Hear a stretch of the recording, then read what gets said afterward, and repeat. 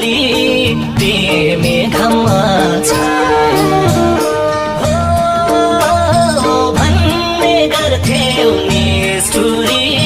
तिमी घाममा छाया आउँदो रहेछ सम्झना त